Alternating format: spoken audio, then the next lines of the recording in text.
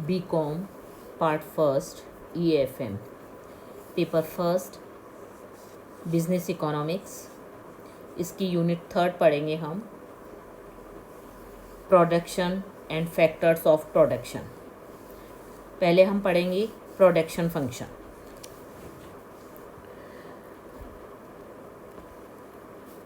साधारण बोलचाल की भाषा में उत्पादन प्रोडक्शन का जो अर्थ लगाया जाता है वो भौतिक वस्तु के निर्माण से लगाया जाता है।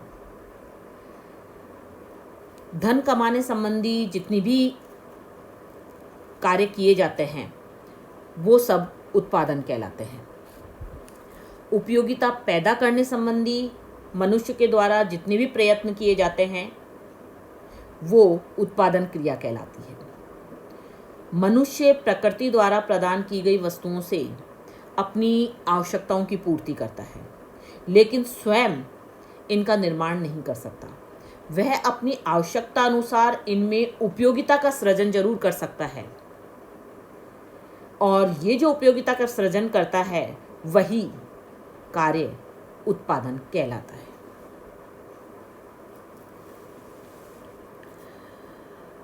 इसकी डेफिनेशन एनातोल मुराद के अनुसार उपयोगिताओं का सृजन ही उत्पादन है।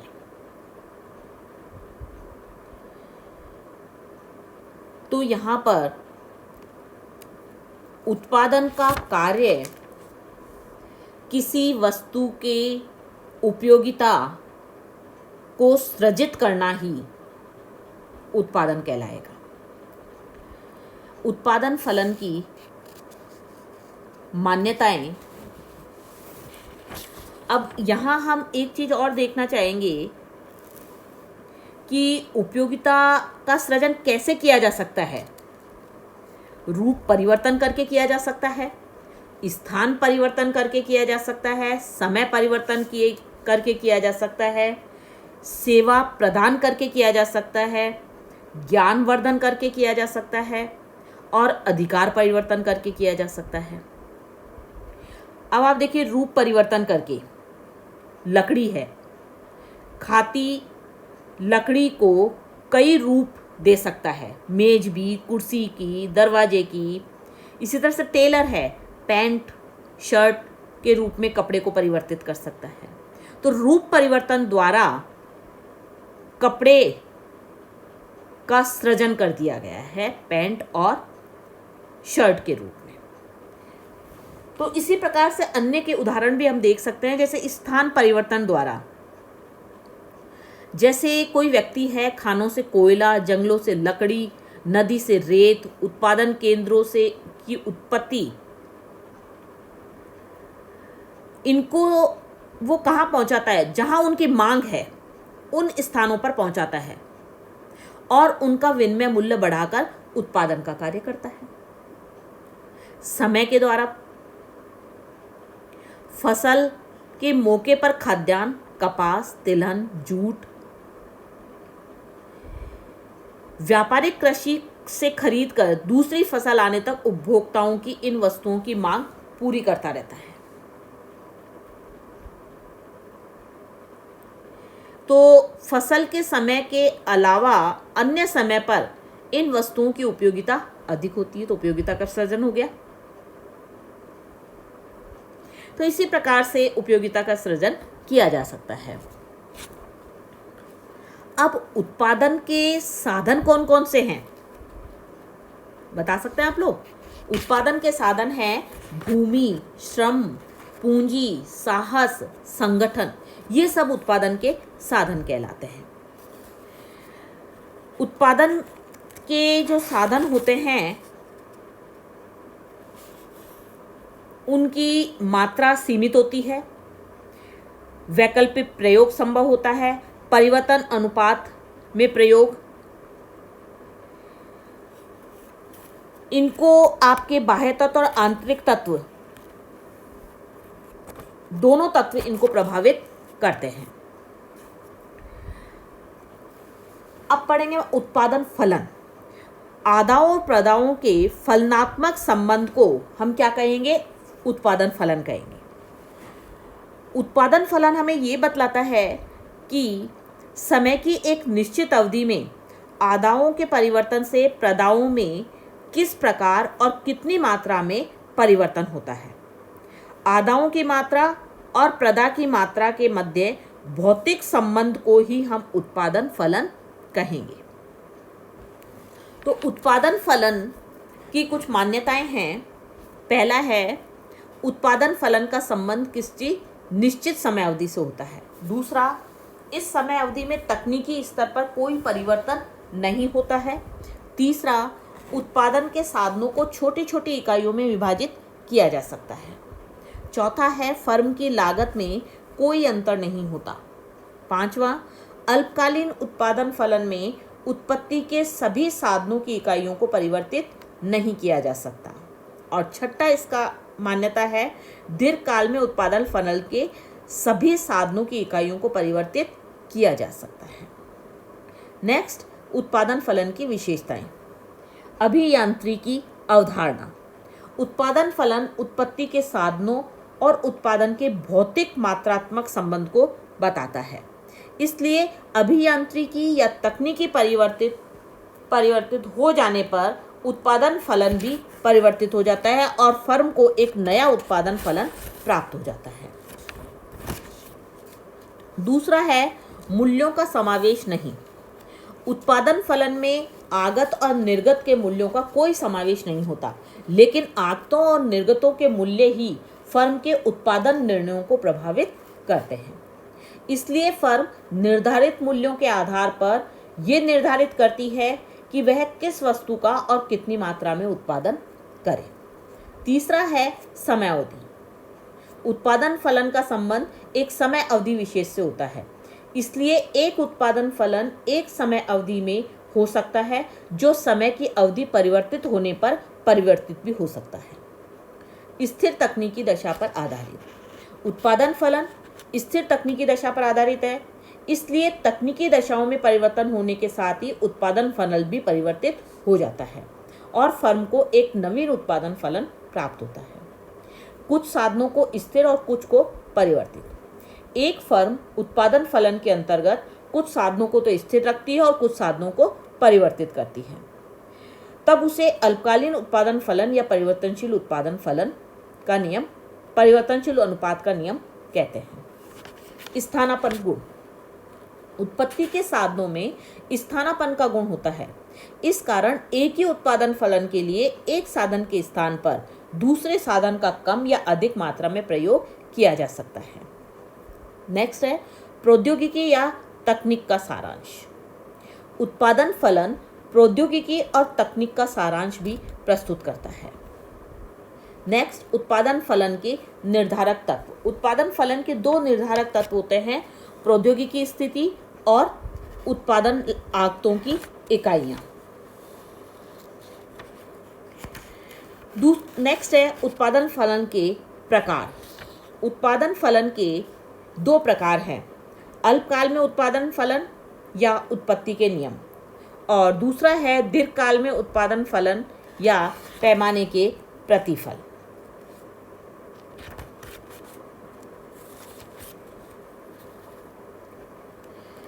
पहला है अल्पकाल में उत्पादन फलन या उत्पत्ति का नियम या प्रतिफल के नियम। अल्पकाल छोटी अवधि, दीर्घकाल लंबी अवधि। छोटी अवधि, कम अवधि। अल्पकाल में एक फर्म उत्पादन के कुछ साधनों को स्थिर रखती है और अन्य साधनों की मात्रा में परिवर्तन करती है। उत्पादन की मात्रा में जिस प्रकार के परिवर्तन होते हैं वे अल्पकालीन उत्पादन फलन के विषय हैं और उत्पत्ति के नियमों या परिवर्तनशील अनुपातों के नियम के नाम से ये पुकारे जाते हैं। उत्पत्ति के 3 नियम हैं, उत्पत्ति वृद्धि नियम, उत्पत्ति समता नियम और उत्पत्ति ह्रास नियम। आधुनिक अर्थशास्त्री उत्पत्ति के इन तीनों नियमों के स्थान पर उत्पत्ति का एक ही नियम काम में लेते हैं और उसे वे परिवर्तनशील अनुपातों के नियम से जानते हैं, और इन तीनों नियमों को एक ही नियम की 3 विभिन्न अवस्थाएं मानते हैं। तो यहाँ हम पढ़ेंगे, पहला नियम है उत्पत्ति वृद्धि नियम या वर्धमान प्रतिफल नियम। जब उत्पत्ति के किसी साधन की मात्रा में वृद्धि की जाती है और इससे सीमांत उत्पादन में वृद्धि होती है तो इसे उत्पत्ति वृद्धि नियम कहते हैं।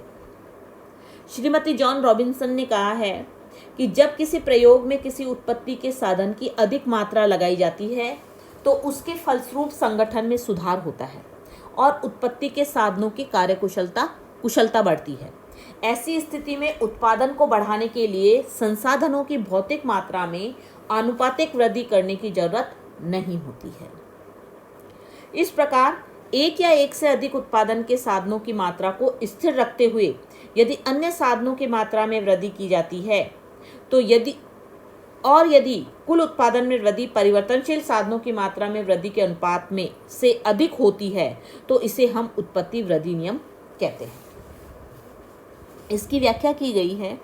उत्पत्ति वृद्धि नियम के पीछे मुख्य बात यह है कि उत्पादन के साधनों की अधिक इकाइयों के प्रयोग से संगठन में क्या होता है, सुधार होता है।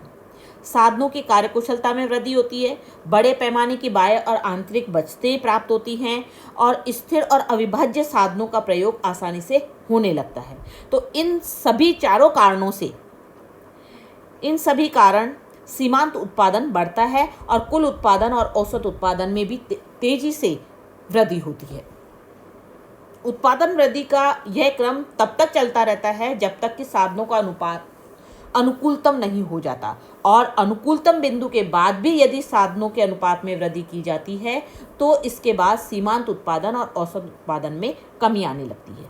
ये सब जो हमने अब तक पढ़ा वो सब एक टेबल के अनुसार समझ सकते हैं। यहाँ परिवर्तित जो साधन है वो है श्रम और पूंजी की इकाइयाँ।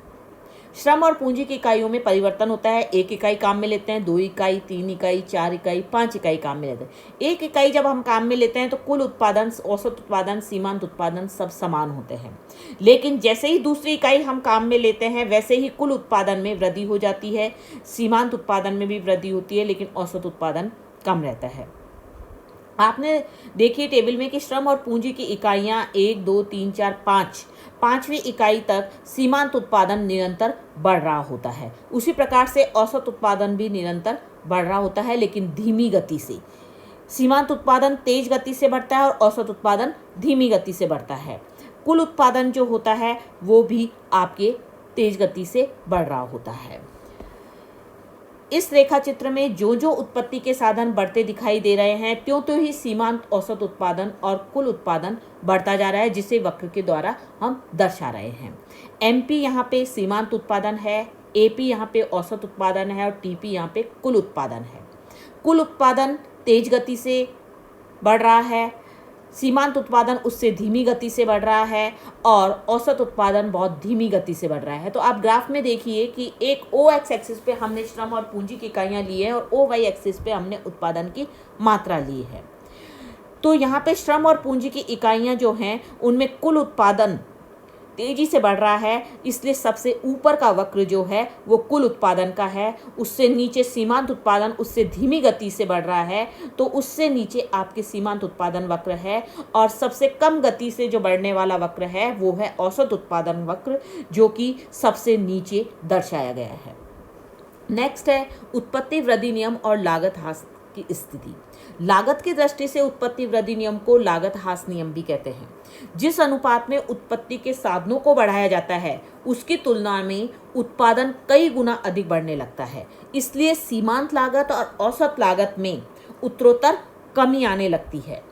ये कमी उस समय तक आती है जब तक कि साधनों के बीच आदर्शतम संयोग स्थापित नहीं हो जाता है। इसे हम रेखा चित्र के सहायता से भी समझ सकते हैं।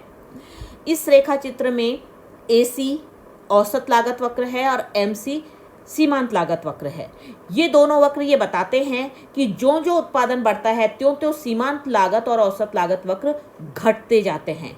आपने पहले वाले वक्र में देखा था कि उत्पादन वक्र जो है बाएं से दाएं ऊपर बढ़ता हुआ था और लागत वक्र जो है वो बाएं से दाएं नीचे गिरता हुआ है। लेकिन जिस गति से सीमांत लागत गिरती जाती है उसकी तुलना में औसत लागत तेज गति से तेजी से गिरता है। देखिए MC वक्र तेज गति से गिरता है और AC वक्र धीमी गति से गिरता है।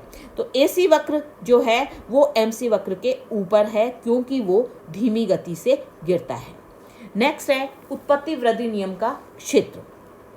उत्पत्ति वृद्धि नियम के क्षेत्र के बारे में परंपरागत अर्थशास्त्री मार्शल जो है वो ये कहते हैं कि इस नियम का क्षेत्र केवल उद्योगों तक ही सीमित है, लेकिन आधुनिक अर्थशास्त्रियों के अनुसार ये नियम कृषि, उद्योग, परिवहन और सेवाओं इन सभी क्षेत्रों में लागू होता है। ये नियम विभिन्न क्षेत्रों में तब तक लागू होता है जब तक कि उत्पत्ति के साधनों का आदर्श संयोग हमें प्राप्त नहीं हो जाता है। उत्पत्ति वृद्धि नियम की सीमाएं। प्रारंभिक दशा से दूसरा है समय की क्रियाशीलता। प्रारंभिक दशा से यह आवश्यक नहीं है कि उत्पत्ति वृद्धि नियम प्रत्येक दशा में आवश्यक रूप से लागू हो।